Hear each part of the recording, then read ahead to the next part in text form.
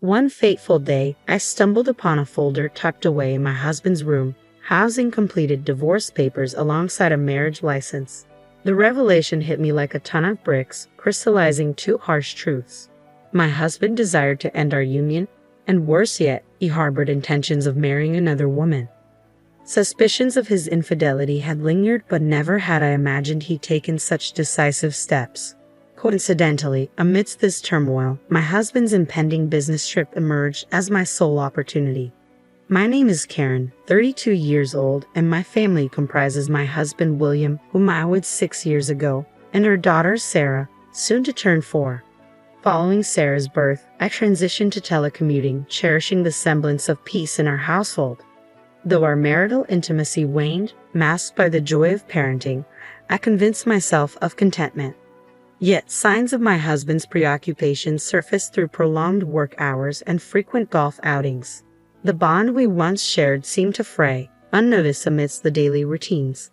A mundane chore led to a startling discovery, a receipt nestled beneath a drawer bearing a staggering sum from a brain unfamiliar to us both. Questions swirled in my mind, tinged with a hopeful assumption of an upcoming birthday surprise. Opting to overlook the receipt's implications, I feigned ignorance, tucking it back in its hiding spot. On my birthday, however, my anticipation was met with disappointment as William failed to return home, his absence punctuated by the absence of a simple gift or celebratory gesture. His late arrival, tainted with the scent of unfamiliar perfume, shattered any lingering hopes. A subtle inquiry about the significance of the day was met with dismissive fatigue, further fueling my suspicions.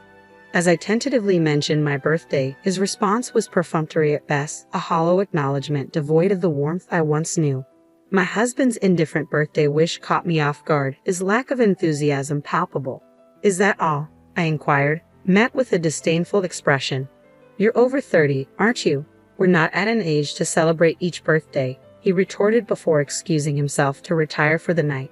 With his departure, the truth sank in. He had no intention of celebrating, let alone presenting a gift. It became evident that my husband's indifference masked a deeper disengagement, confirming my suspicions of an affair. The receipt, once an enigma, now served as damning evidence of his infidelity. Each absence under the guise of work now revealed itself as rendezvous with another woman. The weight of betrayal mixed with the weight of household responsibilities brought tears to my eyes. Unable to forgive his deceit, I resolved to uncover the truth about his paramours. Under the cloak of night, I seized the opportunity to investigate his smartphone, revealing not one, but 2 mistresses. The discovery left me reeling. How could he betray our vows with not one, but 2 women? Disappointment morphed into anger as I delved deeper into their digital exchanges. The first mistress, Mary, seemed to be a colleague in her early 20s, with my husband assuming a mentorship role at their workplace. I presumed their bond strengthened through prolonged interactions at work, a notion that repulsed me, his inability to draw a line between professional and personal realms. Then came the revelation of the second mistress, Jessica, a woman in her early 40s, older than both my husband and myself. Their initial encounter on a dating app belied a tumultuous past, 2 failed marriages and 4 children from previous relationships. Learning of Jessica's history elicited a chilling response from my husband, his demeanor growing distant even in their digital exchanges. Despite Jessica's fervent declarations of love, urging him to leave me for her, my husband seemed inclined to sever ties. His heart, it appeared, belonged not to Jessica, but to Mary, a co-worker.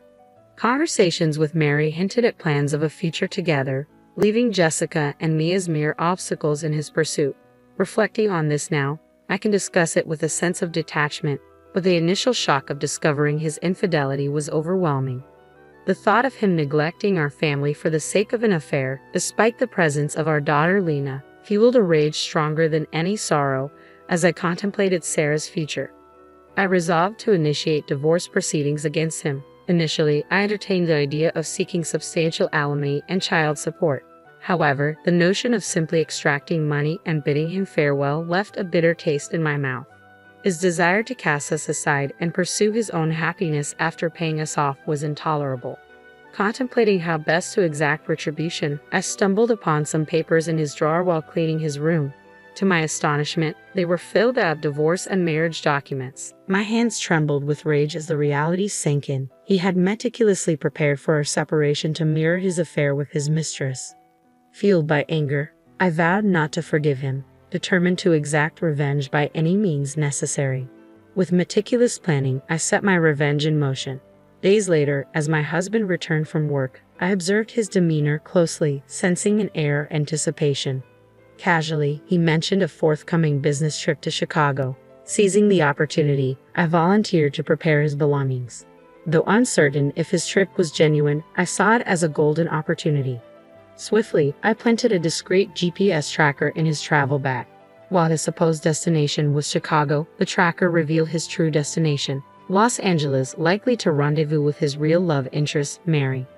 I reached out to Jessica, my husband's second paramour, arranging a clandestine meeting without his knowledge. Initially wary, she grew intrigued as I revealed my intention to divorce. Eagerly, she agreed to meet. Hours later, face to face with Jessica, I wasted no time. "Nice to meet you. I'm Karen, William's wife," I began, getting straight to the point. "We're getting a divorce." Her disbelief palpable, Jessica questioned my sincerity.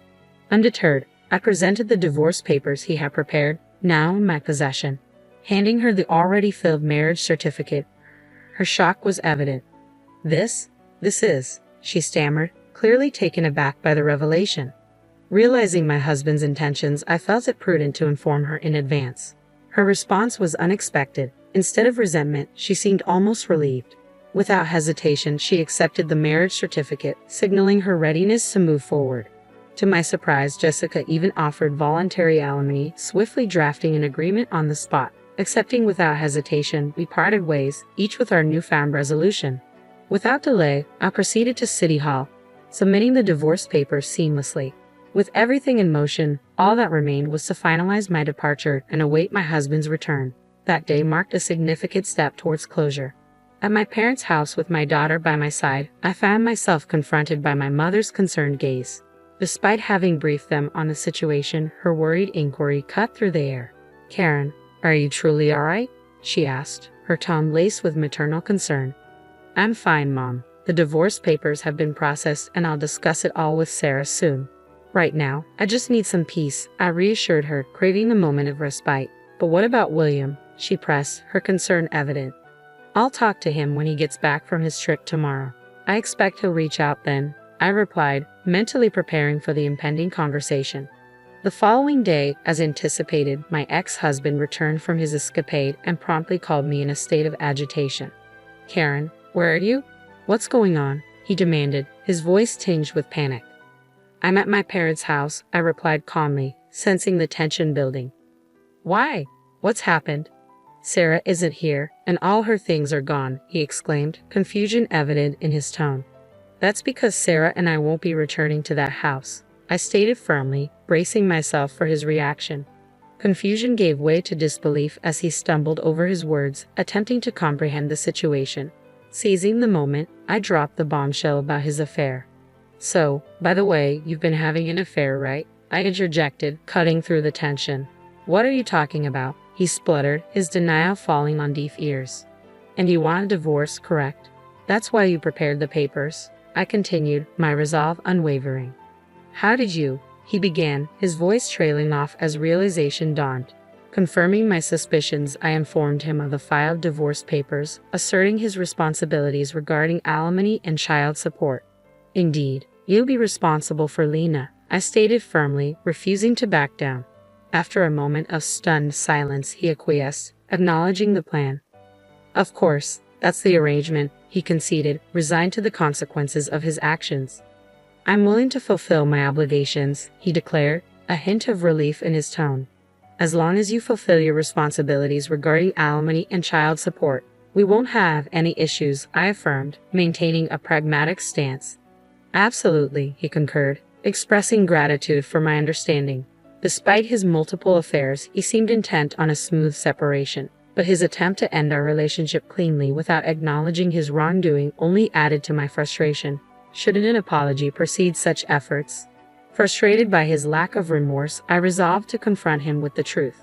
"By the way, I've already sent the marriage registration to your new wife," I revealed, savoring the moment. You know, Jessica, the one who's infatuated with you. She was one of your affairs, wasn't she? His voice trembled with disbelief. Karen, you can't be serious. Tell me this is a joke, he pleaded, desperation evident even over the phone. Suppressing the chuckle, I held my ground. Why would I lie about that? While you were gallivanting in Chicago with Mary, I made sure Jessica received it. I stated matter-of-factly. Wait, Jessica. But I wanted to marry Mary, he protested, confusion lacing his words. Why don't you contact her? I handed the marriage registration to Jessica a few days ago, so she might have already filed it, I suggested calmly. No way, that's impossible. Wait please, I never intended to marry Jessica. His voice cracked with tears. Karen, please help me. I'd rather not divorce you than marry Jessica. I scoffed at his sudden plea for assistance. What are you saying now? Jessica's like a half-stalker. No matter what I say, she won't leave me alone. She's so persistent, he lamented. That's what happens when you meet people on dating apps. You reap what you sow, I retorted, my tone tinged with bitterness. Okay, I got it. I'll remarry you, Karen. So please help me, he pleaded desperately. What about Mary? I thought she was the one you wanted, I questioned, skepticism coloring my words. I'll break up with Mary. I realize that you're the one for me. I won't look at other women. So please help me, he implored, his desperation palpable. No, I responded firmly. Why should I have to help a piece of trash like you, who cheated while we have a daughter? Do you even understand your position? You were involved with other women, and despite having a family, you think you can get off with just paying alimony and child support. Are you that naive? Aaron, please forgive me, he begged, his voice strained. Don't call me by my name so casually. I will never associate with you again, and I will never forgive you. I won't let Lena meet you, and if you show up in front of us, I won't hold back. Never interfere with me and Lena's life again, I declared firmly, ending the call. Despite his incessant attempts to contact me, I refused to pick up. Later, during our divorce negotiations, it was decided that he would pay a substantial amount of alimony and child support for our daughter. Additionally, I ensured to claim appropriate alimony from his two affairs as well. Let him feel the full consequences of his actions, I thought bitterly, never imagining he would stoop so low as to pursue married women. After divorcing my ex-husband, I heard that Jessica made a bold move by moving into the house we once shared. This blindly in love woman, armed with luggage, wasted no time in making herself at home. Why are you here? He stammered, clearly taken aback by her sudden appearance. Because we're finally husband and wife, aren't we? We can finally live together, she declared confidently. No, you got it all wrong. I had no intention of marrying you, he protested, but Jessica remained undeterred. There's no need to be shy, sweetie. I received the marriage license from your ex-wife, and I've already submitted it, she replied casually. Okay, but that was Karen's doing, he explained, trying to clarify the situation. Don't worry about the details, okay? As long as I can be with you in any shape or form, I'm happy, Jessica reassured him, much to his dismay. His ordeal didn't end there. Not long after Jessica moved in, Mary, the other woman he was having an affair with, barged into the house. What followed was a tense confrontation between Jessica and Mary, who instantly realized the situation. Who are you? Why are you in his house? Jessica demanded, her voice laced with anger. I'm his wife. I thought he split from his wife, Mary retorted, equally bewildered. He did, to remarry me. I don't know who you are or where you're from, but don't interfere with our love. Jessica shot back, her resolve unshaken. Their argument escalated into a heated exchange, leading Mary to end her relationship with him and file a complaint about his infidelity to his workplace. As a result, he lost his job and now struggles to make ends meet, still paying alimony and child support. Despite occasional messages from him, I refuse to engage. I have no intention of reconciling with him or sympathizing with his plight. He's reaping what he sowed, and I intend to let him suffer the consequences of his actions. Back at my parents' house, I'm living a peaceful life with my daughter, who is about to start elementary school soon. Although explaining the situation to her will be challenging, I'm determined to help her understand. With the support of my parents, I look forward to a bright future filled with happy times with my daughter.